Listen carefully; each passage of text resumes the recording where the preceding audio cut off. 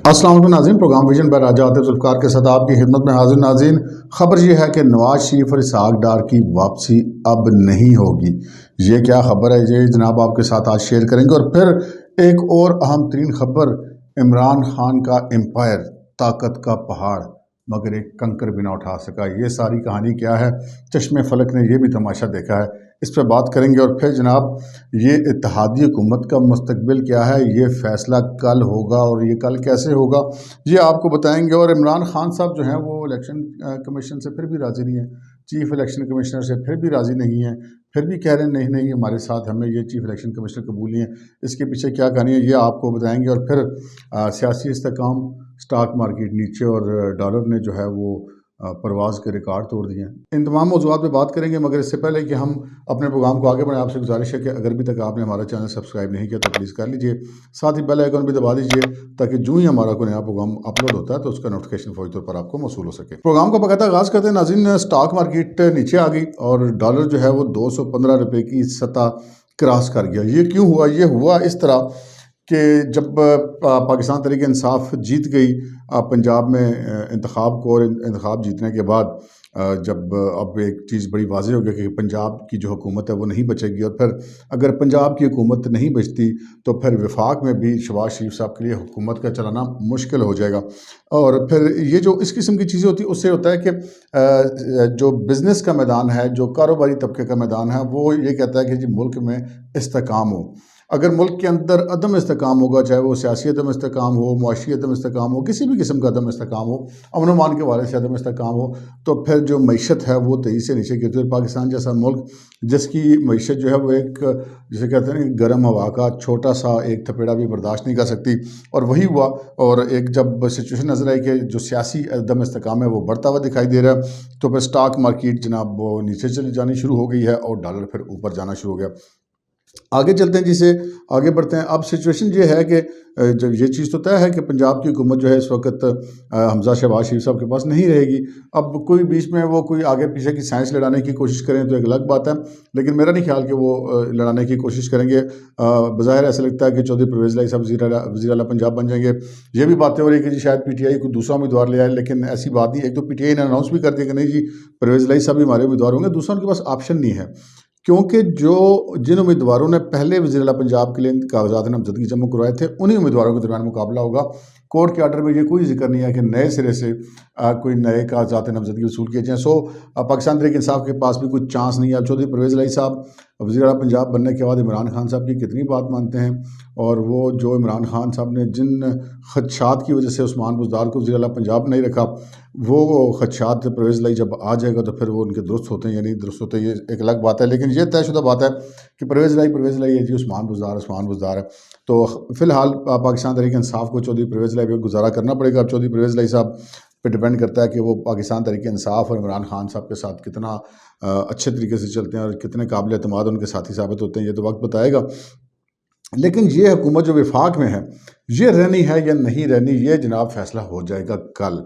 आज जो इत्तेहादी हैं इस हुकूमत के, सबसे बड़े इत्तेहादी मुस्लिम लीग नून की हुकूमत के, वो है पाकिस्तान पीपल्स पार्टी वाले। पाकिस्तान पीपल्स पार्टी की जो सेंट्रल एग्जीक्यूटिव कमेटी है उसने आज उसका एक इजलास था, और उसमें उन्होंने ये कहा है कि जी हुकूमत जो है वो अपनी मुद्दत पूरी करे और वो इसके हक़ में नहीं है कि कबल अज़ वक्त इलेक्शन हो। खैर ये उनका एक अपना मौक़िफ़ है, लेकिन साथ उन्होंने ये भी वाज़ेह किया कि जो इत्तेहादियों का इजलास होगा उसमें फ़ैसला होगा।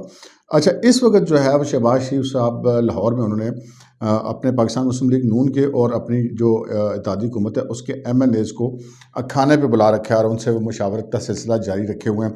लेकिन जो इत्तेहादियों का सरबराही इजलास होगा वो जनाब होना है कल। कल जो सरबराही इजलास होगा उसके अंदर शहबाज शरीफ साहब और उनकी हुकूमत ये फैसला करेंगे कि उन्होंने आगे कैसे चलना है, इलेक्शन कबल अज़ वक्त कराने हैं या नहीं कराने हैं, हुकूमत चलानी है नहीं चलानी है, ये सारा क्या मामला है, ये जो अगले 24 घंटे ये इसके हवाले से बहुत ज़्यादा अहम साबित होंगे। इससे आगे बढ़ते हैं। इमरान खान साहब जी वो चीफ इलेक्शन कमिश्नर को बख्शने के लिए तैयार नहीं है और मुसलसल उनके हमले जारी हैं। अब 20 में से 15 सीटें तो जीत के, इसके बावजूद वो कह रहे हैं कि चीफ इलेक्शन कमिश्नर ठीक बंदा नहीं है। मैंने आपको अपने पिछले काफ़ी सारे प्रोग्राम्स में याद की थी कि खान साहब डेलिबरेटली ये एक जो है वो कर रहे हैं कि जनाब ये चीफ इलेक्शन कमिश्नर को मुतनाज़ा बनाया जाए, इलेक्शन कमीशन को मुतनाज़ा बनाया जाए, क्योंकि फॉरेन फंडिंग फेज से मुतनाज़ा फंडिंग केस का फैसला आने को है। जो बात मैं आपसे काफ़ी दिनों से करता, अब वो तकरीबन सभी कर रहे हैं। मरीम साहबा भी ये बात कर रही हैं, राना सनाउल्लाह भी ये बात कर रहे हैं, मरीम औरंगज़ेब भी यही बात कर रहे हैं, और तमाम जो इत्तेहादी हुकूमत के कायदीन हैं वो सब इस बात पर मुतफ़िक़ हैं कि इमरान खान साहब जो हैं वो इलेक्शन कमीशन पर हमले अपने जारी रखेंगे, क्योंकि उनके पास और कोई ऑप्शन नहीं है कि वो उस जो फ़ैसला बज़ाहिर ऐसा लगता है कि उनके ख़िलाफ़ आएगा तो उसके सिलसिले में वो अपने केस बिल्ड कर सकें। सो जनाब इलेक्शन कमिश्नर साहब, आपने ये 15 सीटें तो ये जीत गई, आपने कोई गड़बड़ नहीं की, फेयर इलेक्शन करवाए, और आप इसके बावजूद भी इमरान खान साहब आपका पीछा नहीं छोड़ रहे। आप ये 20 सीटें भी इमरान खान साहब जीत जाते तब भी उन्होंने आपका पीछा नहीं छोड़ना था, और आप 20 से लड़कों पर इलेक्शन करा के उनको 30 सीटें दे देते, उन्होंने फिर भी आपका पीछा नहीं छोड़ना, क्योंकि कहानी कोई और है, असल में ये बात है। बहरहाल अब वो मैंने आपसे अर्ज़ किया कि चश्मे फलक ने क्या तमाशे देखे। पाकिस्तान के अंदर एक शख्स ऐसा हो जो कि मैं ये जो बात कर रहा हूँ, ये मैं बात करूँ लेफ्टिनेंट जनरल रिटायर्ड ज़हीरुल इस्लाम जंजुआ साहब के बारे में। मटौर के रहने वाले हैं, ज़िला रावलपिंडी, तहसील कोटा के, PP7 जी हल्का है। आपको पता ही है कि ये लेफ्टिनेंट जनरल ज़हीरुल इस्लाम जंजुआ पर ये इल्ज़ामात हैं कि वो उन्होंने धरना करवाया 2014 के उस धरने को, उसके वो फैसिलिटेटर थे या प्लानर थे, और उसके मनसूबा साज थे, और उनके ऊपर ये इल्ज़ाम है। और इमरान खान साहब जो हर शाम को कंटेनर पे चढ़ के कहते हैं मैं आपको बता रहा हूँ कल शाम तक एम्पायर की उंगली उठ जाएगी। वो बाद में पता चला कि जनाब एम्पायर साहब जो हैं, जो उस वक्त DGI थे, वो मलिक रियाज के ज़रिए उस वक्त के वज़ीर-ए-आज़म नवाज शरीफ साहब को पैगाम भी भिजवा रहे थे कि जनाब तुम इस्तीफ़ा दे दो, स्टेप डाउन कर जाओ। तो ये एक शख्स जो उस वक्त जो मुल्क का चीफ एग्जीक्यूटिव है, जो एक 2/3 अक्सियत लेके बैठा था, उसकी हुकूमत जो है वो गिराने तक आ गया था, और इतना ताकतवर तरीन शख्स था। और उसके बाद वो रिटायर हुए, और उसके बाद वो अपनी एक नॉर्मल लाइफ गुजारे। किसी ने उनको कुछ नहीं पूछा कि भाई आपने अपने जो मुबैना तौर पे अपने जो फ़राइज़ मनसबी की अदायगी है उसके हदूद से आपने तजावज़ किया था, लेकिन किसी ने उनको नहीं पूछा। यानी कि ताकतवर इतने पाकिस्तान के अंदर। लेकिन कल फिर हमने 2 तमाशे देखे, एक तभी मैं आपको दिखाऊंगा, और एक आपने कल देखा था जो एजाज़ सैयद साहब ने पीछा किया उनका। और कल के प्रोग्राम में एजाज़ सैयद ने इसी चैनल पर आपको बताया भी कि उन्होंने कैसे उनका पीछा किया, और उन्होंने बड़े जायज़ उन्होंने सवाल किए, उन्होंने अपने सवाल मुसलसल किए। वो वोट डालने आए हुए थे, वो जो हथे चढ़ गए एजाज़ सैयद के, जनरल ज़हीरुल इस्लाम साहब, तो वो एजाज़ सैयद साहब उनके पीछे पीछे थे कि जी आपको कोई रिग्रेट है या नहीं है, आपने गलत काम नहीं किया था, इस किस्म की बातें की। और वो जो है वो कभी इधर कभी उधर, कभी दाएं कभी बाएं, आखिर उन्होंने पुलिस को कहा कि ये देखें जी मेरे पीछे साफ़ी लगे हुए हैं। यानी कि ताकत का वो पहाड़ जो कहाँ उसके वो जैसे कहते हैं इशारा अबरू से जो है पाकिस्तान में हर चीज़ तय वाला हो सकती थी, और उसके बाहर भी। तो वो जनाब कल एजाज़ सैयद साहब से बचते फिरते। लेकिन उससे ज़्यादा जो मैंने बात की कि ताकत का पहाड़ एक कंकर ना उठा सका, वो कहानी क्या है, ये ज़रा पहले क्लिप देख लें। ये जो राजा सहीर साहब PP7 से इलेक्शन जीते हैं, उन्होंने आज एक तकरीर की है अपने वहाँ पे, जो लोग उनको मुबारकबाद दे रहे थे। ये सुन लीजिए कि वो जनरल जंजुआ के बारे में क्या बात कर रहे हैं, और अपने दीगर जो मुखालफिन उनके बारे में क्या कह रहे हैं। इस्लाम साहब मैं सिखाया हूं सजन मैं तुम दोनों जाइए कृषि बड़ा शौक है। मैं जनरल जही साहब की एक पहले भी आया था कि जनरल साहब सियासत आगे छो, हूँ मैं तुम कहना कि तुम सियासत आगे छो, और राजा सगी जी रंगरूट बनते रहो तो फिर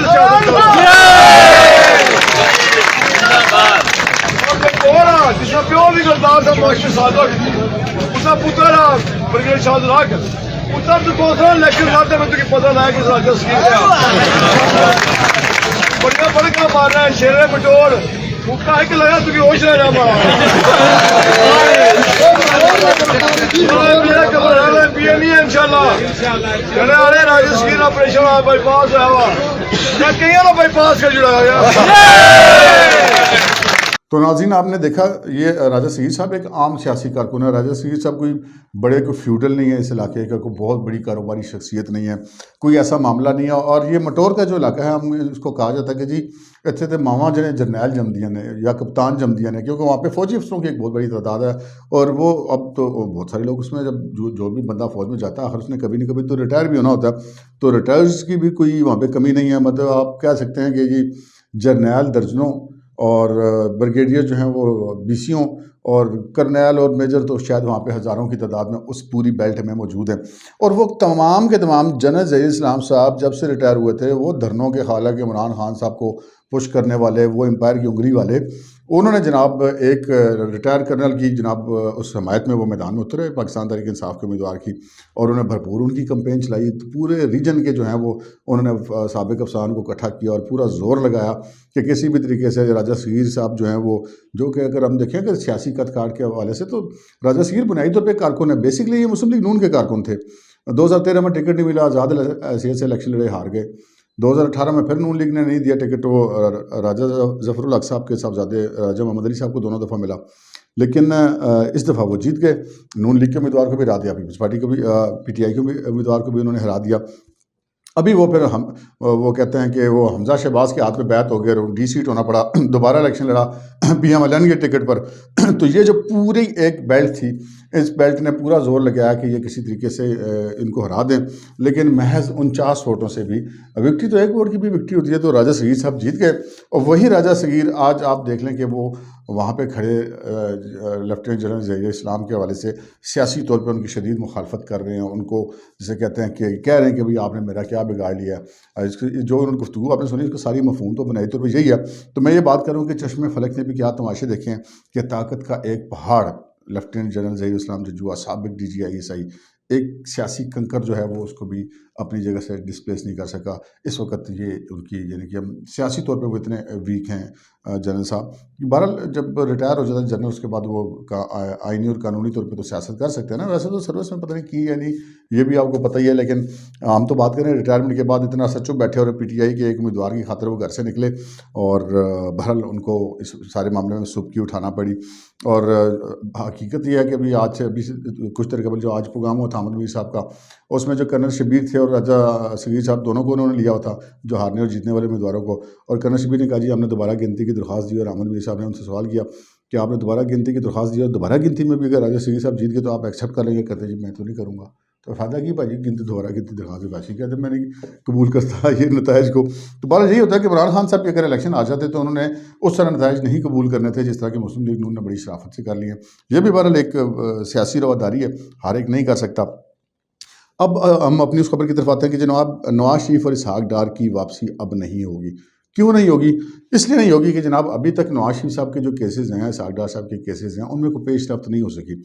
अपनी हुकूमत होती है पंजाब में और वफाक में, फिर वो पाकिस्तान आते, वो गिरफ्तार भी होते, तो पता है ना, अब जब हुकूमत अपनी होती है तो आप रेस्ट हाउसेस में मतलब उनको सब जेल करार दे के रख सकते हैं, उनको अपने घर को सब जेल करार दे के आप रख सकते हैं। लेकिन अब वो चूँकि सिचुएशन है पंजाब की हुकूमत से हाथ से निकलती हुई दिखाई दे रही है, और वफाक की हुकूमत अगर पंजाब में नहीं रही तो वफाक की हुकूमत को तो चलना मुश्किल है। तो बहरहाल हमारे पास जो इतलात है उसके मुताबिक नवाज शरीफ साहब और इसहाक डार साहब मुबैना तौर पे फ़िलहाल पाकिस्तान वापस नहीं आएंगे जब तक कि सियासी सूरत हाल दोबारा उनके कंट्रोल में नहीं आ जाती। उस वक्त तक इन दोनों की जो वापसी का इम्कान है वो फ़िलहाल नहीं है। अब तक के लिए इतना ही, इजाज़त दीजिए, अल्लाह हाफ़िज़।